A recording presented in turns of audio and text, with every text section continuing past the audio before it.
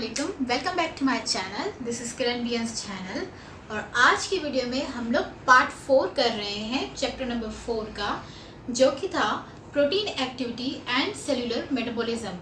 आज के इस पार्ट में हम लोग पढ़ेंगे मेटाबॉलिक पाथवेज। मेटाबॉलिक पाथवेज में हम लोग क्या पढ़ेंगे? मेटाबॉलिक पाथवेज में हम first of all cellular energy transfer पढ़ेंगे। सेलुलर एनर्जी ट्रांसफ़र में हम लोग क्या स्टेप्स पढ़ेंगे? असल में हम लोग पढ़ने वाले हैं ग्लाइकोलाइसिस। उसके बाद इस वीडियो के बाद मैं पढ़ाऊंगी आप लोग को क्रेब्स साइकिल। उसके बाद ऑक्सीडेटिव फास्फोराइलेशन। ये जो तीनों जो प्रोसेसेस हैं, ये सारे प्रोसेसेस मिलके सेलुलर एनर्जी ट्रांसफर करवाते हैं। इनका मेन गोल क्या होता है? एटीपी। एटीपी का क्या मकसद है? एटीपी ये है कि वो एक एनर्जी है, केमिकल मॉलिक्यूल है, जो कि हमें प्रोड्यूस करवाना है इन तीन प्रोसेसेस के थ्रू। तो फर्स्ट ऑफ ऑल आज हम इस वीडियो में ग्लाइकोलाइसिस पढ़ेंगे। तो ग्लाइकोलाइसिस का मकसद क्या है? ठीक है, ग्लाइकोलाइसिस, ग्लाइको यानी कि ग्लूकोज। ठीक है, ग्लाइको यानी कि this is a glucose molecule. What molecule? Glucose. Glyco यानी ग्लूकोज, लाइसिस यानी कि ब्रेक डाउन। तो हम लोग क्या करा रहे हैं? ग्लूकोज की ब्रेक डाउन। ठीक है, ग्लाइकोलाइसिस में मेन क्या कर रहे हैं? Glucose break down, right. अब ग्लाइकोलाइसिस का गोल क्या है? ग्लाइकोलाइसिस का गोल ये है, यहाँ पे देखेंगे आप, तो ग्लाइकोलाइसिस का गोल है टू प्रोड्यूस दी पायरुवेट और पायरुविक एसिड। ठीक है, ग्लाइकोलाइसिस का जो हम जो ग्लाइकोलाइसिस करवा रहे हैं, उसका मकसद सिर्फ इतना है कि हमें सिर्फ पायरुवेट जो है मॉलिक्यूल चाहिए, ताकि फर्दर हम लोग जो है एटीपीज जो है प्रोड्यूस कर सके। अब हमें पायरुवेट क्यों चाहिए? इसका भी रीजन है। असल में आप देखें कि ग्लूकोज का फॉर्मूला अगर आप देखेंगे तो ग्लूकोज में आते हैं 6 कार्बन। कितने? 6 कार्बन। तो जो 6 कार्बन होते हैं वो साइटोप्लाज्म में नहीं जा सकते, क्योंकि मॉलिक्यूलर वेट उसका ज्यादा है, यानी कि सेल में ग्लूकोज इंटर नहीं हो सकता फॉर द ब्रेकडाउन। तभी जो है ग्लाइकोलाइसिस होती है ग्लूकोज की, और मॉलिक्यूलर वेट रिड्यूस होता है, यानी कि carbon number of atoms reduce of the carbon. Then फिर जो पायरुवेट है वो पायरुवेट एंटर हो सकता है साइटोप्लाज्म में। फिर पायरुवेट की फर्दर भी हम लोग देखेंगे कि इसका भी ब्रेकडाउन कैसे होता है और छोटा मॉलिक्यूल कैसे हमें लास्ट में मिलता है। तो रीजन क्या हुआ?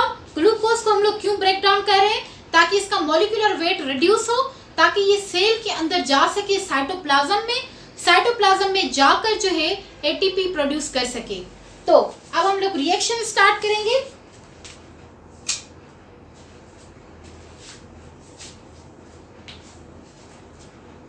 तो आप देखें यहाँ पे जो ग्लाइकोलाइसिस है वो 10 स्टेप्स का है। कितना? 10 स्टेप्स। तो यहाँ पे हम लोग 10 स्टेप्स परफॉर्म करेंगे। तो ग्लाइकोलाइसिस बेसिकली यहाँ पे लिख लेती हूँ, जो ग्लाइकोलाइसिस है बेसिकली टू स्टेप्स पे डिवाइडेड है। First one is the investment, second one is the पे ऑफ। तो ग्लाइकोलाइसिस कितने स्टेप्स में डिवाइडेड है? 2 स्टेप्स। कौन कौन से? इन्वेस्टमेंट एंड पे ऑफ। अब इन दोनों का क्या मकसद है? आप सोचें कि कोई भी जो बिजनेस है उसको स्टार्ट करने से पहले हम लोग इन्वेस्ट करते हैं, पैसे देते हैं, फिर हमें जाके मुनाफा होता है। तो सेम इज जो बॉडी में रिएक्शंस हो रहे हैं, उसमें पहले इन्वेस्टमेंट होती है, फिर जो है पे ऑफ होता है, फिर जो है उसमें से फायदा उठा सकता है बॉडी का मैकेनिज्म। तो सेम इज ग्लाइकोलाइसिस में भी 2 मेथड्स है, इन्वेस्टमेंट एंड पे ऑफ। वो हम देखेंगे अभी। तो यहाँ पे आप देखें कि एक ग्लूकोज का मॉलिक्यूल है, ग्लूकोज, जो कि है 6 कार्बन। ओके, फिर ग्लूकोज से कन्वर्ट होगा, glucose will be convert into the glucose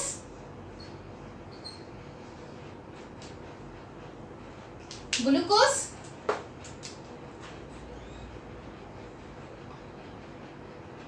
six phosphate. क्या हुआ? यहाँ पे ग्लूकोज कन्वर्ट हुआ ग्लूकोज 6-फॉस्फेट में। अब आप यहाँ पे देखें कि ग्लूकोज 6 फॉस्फेट को कौन सा एंजाइम जो है कन्वर्ट करा रहा है। यहां पे कराएगा हेक्सोकाइनेस।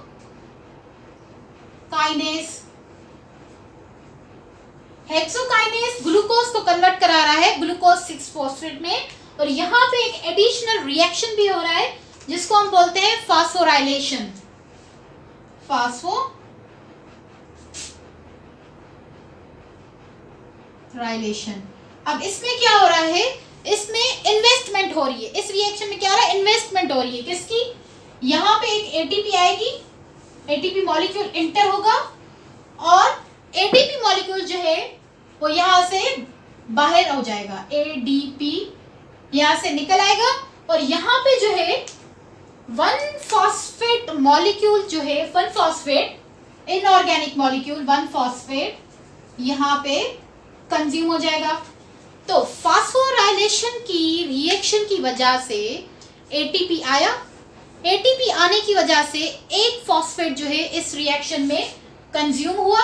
कंज्यूम होने की वजह से ग्लूकोज कन्वर्ट हुआ ग्लूकोज 6 फॉस्फेट में। अब 6 क्यों कह रहे हैं, क्योंकि आप देखें ग्लूकोज के हैं 6 मॉलिक्यूल्स, 6 मॉलिक्यूल्स हैं, तो 6th of the carbon, 6 number जो कार्बन होगा ग्लूकोज का, उस पे जो है फॉस्फेट की अटैचमेंट होगी।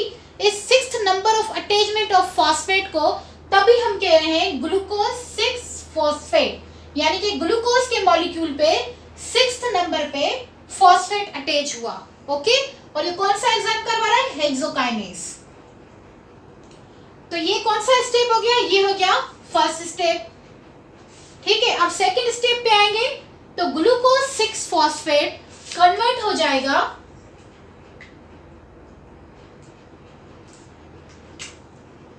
यहां पे देखें, glucose 6 phosphate will be converted into fructose 6 phosphate. अब यहां पे क्या हुआ, अब आप यहां पे ध्यान दीजिएगा। अब यहां पे ये हुआ कि जो फ्रक्टोज 6 फॉस्फेट कन्वर्ट हुआ है, यहां पे असल में हुई है आइसोमेराइजेशन। ठीक है, क्या हुई है, आइसोमेराइजेशन। अब इसका क्या मकसद है, अब ये हम क्यों करवा रहे हैं, यहाँ पे ये बॉडी क्यों करवा रही है, इसलिए करवा रही है क्योंकि ग्लूकोज के मॉलिक्यूल पे और ज्यादा अटैचमेंट नहीं हो पा रही फॉस्फेट ग्रुप्स की, फॉस्फेट मॉलिक्यूल्स की। तभी जो है आइसोमेराइजेशन होगी तो ग्लूकोज का जो स्ट्रक्चर है वो स्ट्रक्चर चेंज हो जाएगा। साइट्स जो है फॉस्फेट की अटैचमेंट के लिए ज्यादा मिलेंगी, फॉस्फेट की अटैचमेंट के लिए साइट्स ज्यादा मिलेंगी, तो जो है तभी ये शेप, इसका जो स्ट्रक्चर है वो चेंज हुआ है। अब यहाँ पे जो एंजाइम करवा रहा है आइसोमेराइजेशन, उसको हम बोलेंगे फास्फो ग्लूको आइसोमेरेज। अब फिर से देखें, ग्लूकोज 6 जो फॉस्फेट है, glucose 6 phosphate converts into the fructose 6 phosphate. अब फ्रक्टोज 6 फॉस्फेट क्यों करवा रहे हैं, क्योंकि ग्लूकोज जो मॉलिक्यूल है उस पे फॉस्फेट की जो अटैचमेंट है वो इतनी ज्यादा नहीं हो पा रही, तभी उसका जो स्ट्रक्चर है वो चेंज करके यहाँ पे इसीलिए आइसोमेराइजेशन हुई है। और कौन सा एंजाइम करवा रहा है, फास्फोग्लूको आइसोमेरेज। अब यहाँ पे क्या होगा, फ्रक्टोज 6 फॉस्फेट के बाद ये कन्वर्ट हो जाएगा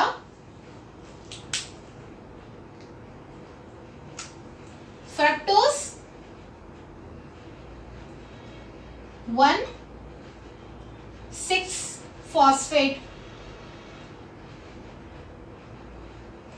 अब जो फ्रक्टोज 1,6 फॉस्फेट हुआ है, अब आप देखिए यहाँ पे एक एडिशनल हुआ है, एक मॉलिक्यूल फॉस्फेट का और ज्यादा आया है। क्यों आया है, क्योंकि हमने यहाँ पे क्या करवाई है, आइसोमेराइजेशन। और यहाँ पे एंजाइम कौन सा इनको कराएगा, फास्फो फ्रक्टोकाइनेज। फास्फोफ्रक्टोकाइनेज एक एंजाइम है जो कि फ्रक्टोज 6 फॉस्फेट को कन्वर्ट करवा रहा है फ्रक्टोज 1,6 फॉस्फेट में। अब यहाँ पे क्या हो रही है, यहाँ पे भी हो रही है फास्फोराइलेशन।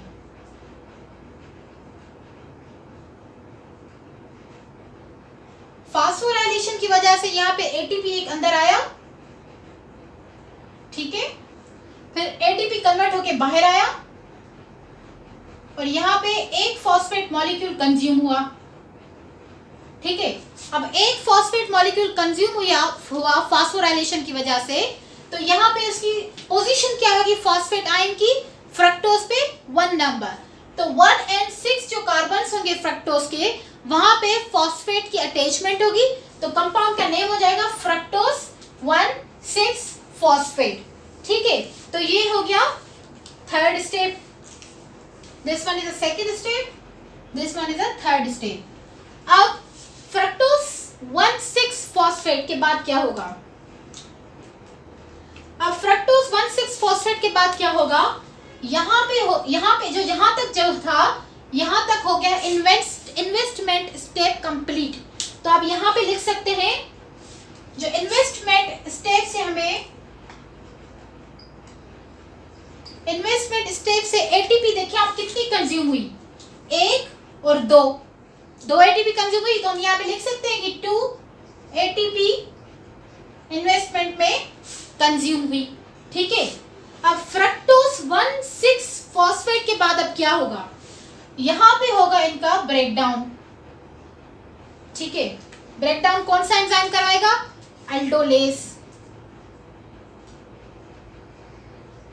अल्डोलेस एक एंजाइम है, ठीक है, फ्रक्टोज 1,6 फॉस्फेट को ब्रेक डाउन करवाएगा।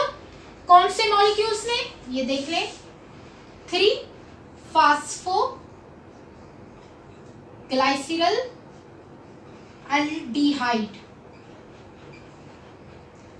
3 फॉस्फोग्लाइसरल अल्डिहाइड। और दूसरा मॉलिक्यूल कौन सा होगा? Dihydroxyacetone 3 phosphate. अब आप देखेंगे जो ब्रेकडाउन हुआ है फ्रक्टोज 1,6 फॉस्फेट का 2 मॉलिक्यूल्स में, 3 फॉस्फोग्लाइसरल aldehyde and dihydro acetone phosphate 3 phosphate. अब आप देखेंगे यहाँ पे जो ये दोनों मॉलिक्यूल्स हैं, ये आपस में रिवर्सिबल रिएक्शन करते हैं। क्या करते हैं? Reversible reaction. जो डाइहाइड्रो एसीटोन 3 फॉस्फेट है, जब रिवर्स होके इसमें आएगा, तो आप देखें तो 3 फॉस्फोग्लाइसरल अल्डिहाइड कितने मॉलिक्यूल्स बन जाएंगे? 2। क्यों बनेंगे?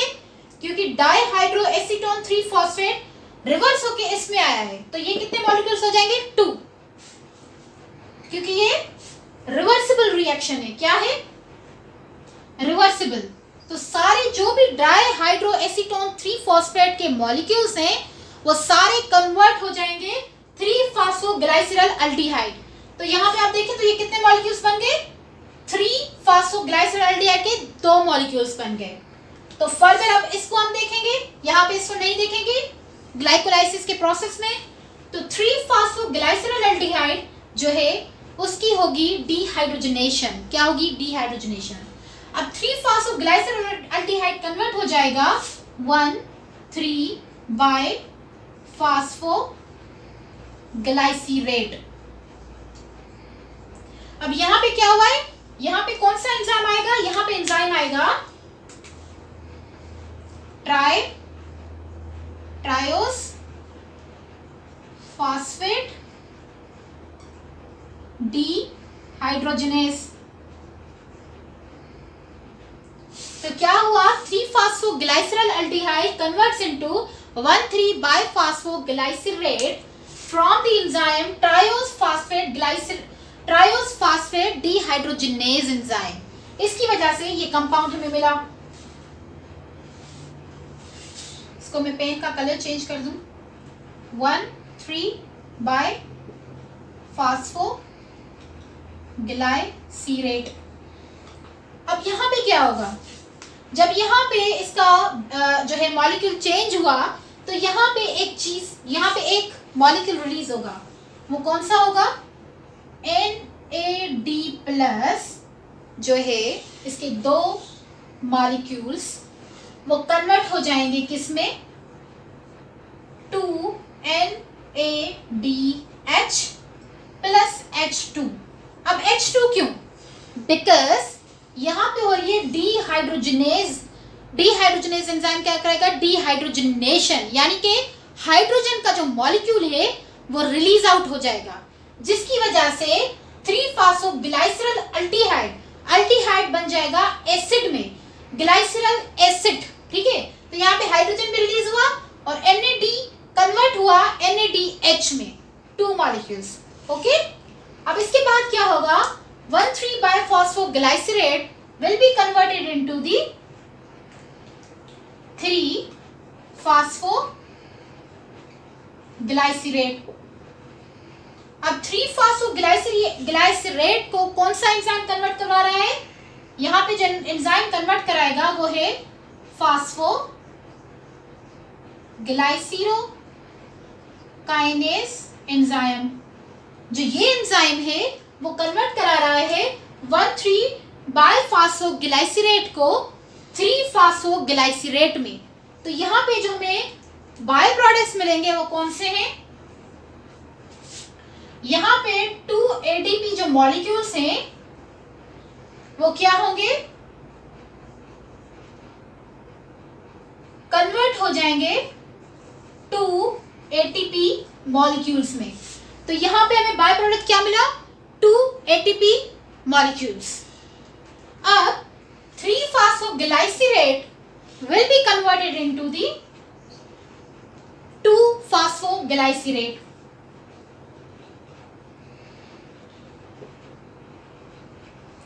अब यहाँ पे कौन सा एंजाइम इनको कन्वर्ट करा रहा है, यहाँ पे जो एंजाइम कन्वर्ट करा रहा है वो है म्यूटेस। म्यूटेस एंजाइम जो है 3-phosphoglycerate को कन्वर्ट करवा रहा है 2-phosphoglycerate में। अब 2-phosphoglycerate will be converted into phosphoenol pyruvate। अब यहाँ पे जो हो रहा है वो हो रही है इनोलेशन। क्या हो रही है, इनोलेशन। अब इनोलेशन क्या है, इनोलेशन का मकसद ये है कि water molecule release, that is the enolation. आप इतना समझ रहे हैं, यहाँ पे हो रही है इनोलेशन। और एंजाइम कौन सा आएगा यहाँ पे एंजाइम आएगा इनोलेस।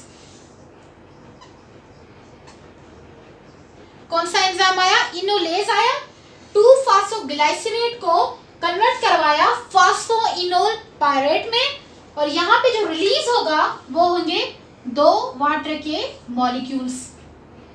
ठीक है, उसके बाद क्या होगा, फॉस्फोइनोल पायरुवेट कन्वर्ट हो जाएगा लास्ट स्टेप पायरुवेट में। तो यहाँ पे क्या होगा, यहाँ पे भी 2 ATP के मॉलिक्यूल कन्वर्ट हो जाएंगे 2 ATP के मॉलिक्यूल्स में। ठीक है, और एंजाइम कौन सा होगा यहाँ पे, पायरुवेट काइनेज।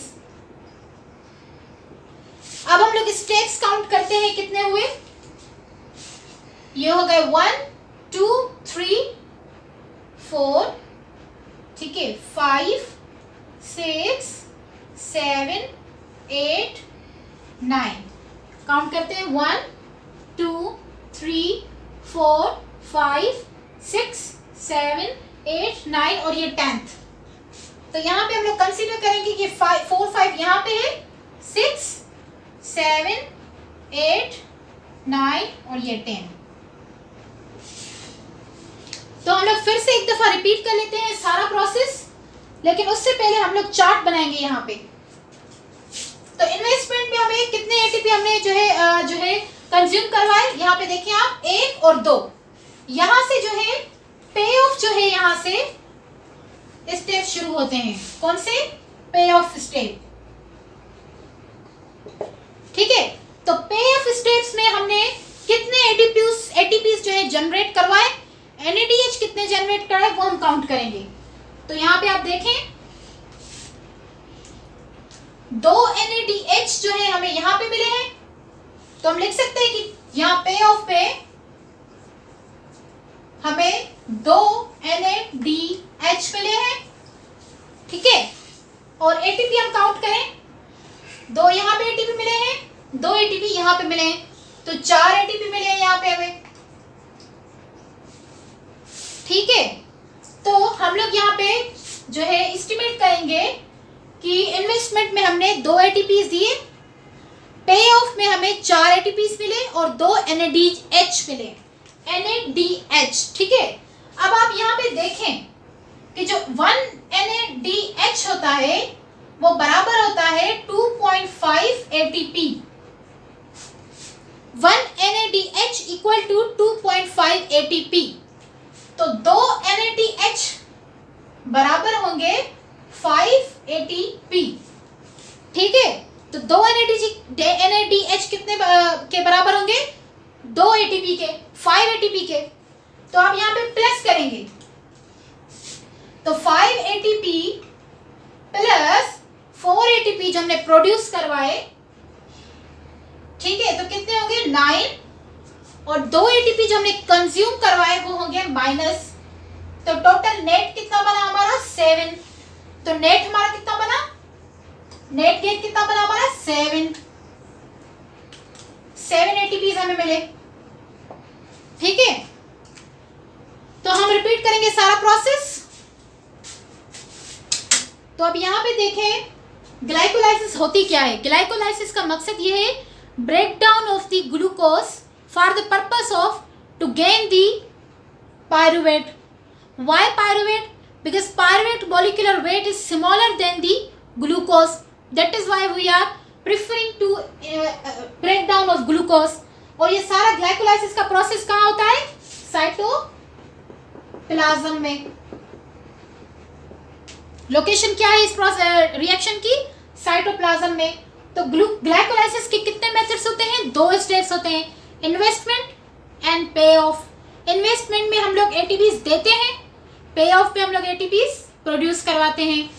तो यहाँ पे आप देखें जो फर्स्ट स्टेप है उसमें ग्लूकोज जो मॉलिक्यूल है वो कन्वर्ट हो रहा है ग्लूकोज 6 फॉस्फेट में। ग्लूकोज 6 फॉस्फेट पे कौन सा एंजाइम कन्वर्ट करवा रहा है? हेक्सोकाइनेस। और यहाँ पे रिएक्शन कौन सा हो रहा है? फास्फोराइलेशन, जिसमें एक एटीपी आ रहा है, एक फॉस्फेट कंज्यूम हो रहा है और एटीपी बाहर निकल रहा है। तो जो एटीपी एक फॉस्फेट जो कंज्यूम हुआ वो हो जाएगा ग्लूकोज 6 फॉस्फेट में, जो कि 6th नंबर ऑफ कार्बन पे अटैच होगा। फिर हो जाएगा ग्लूकोज 6 फॉस्फेट, जो कि हो गया फर्स्ट रिएक्शन। सेकेंड रिएक्शन में हम देखें जो ग्लूकोज 6 फॉस्फेट है वो कन्वर्ट हो जाएगा फ्रक्टोज 6 फॉस्फेट में। Why? Because more the number of sites for the attachment of phosphate, more will be the ATP.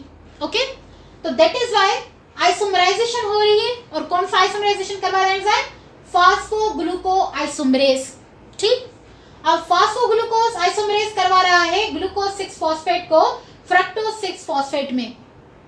अब फ्रक्टोज 6 फॉस्फेट कन्वर्ट होगा फ्रक्टोज 1,6 फॉस्फेट में। ठीक है, यहाँ पे होगी फास्फोराइलेशन। फास्फोराइलेशन में एक एटीपी आएगा, एडीपी निकलेगा, एक फॉस्फेट कंज्यूम होगा, क्योंकि ट्राइफॉस्फेट कन्वर्ट्स इनटू डाइफॉस्फेट, तो 1 molecule will be consume. Okay, तो यहाँ पे कौन सा एंजाइम करवा रहा है? फास्फोफ्रक्टोकाइनेस। तो यहाँ पे हो गया, यहाँ पे जो है इन्वेस्टमेंट का फेज खत्म। 2 एटीपी दी हमने।